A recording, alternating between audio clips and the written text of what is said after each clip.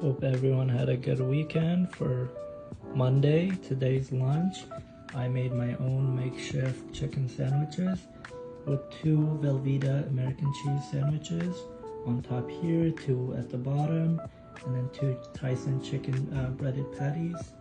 Another one here, crushed soda.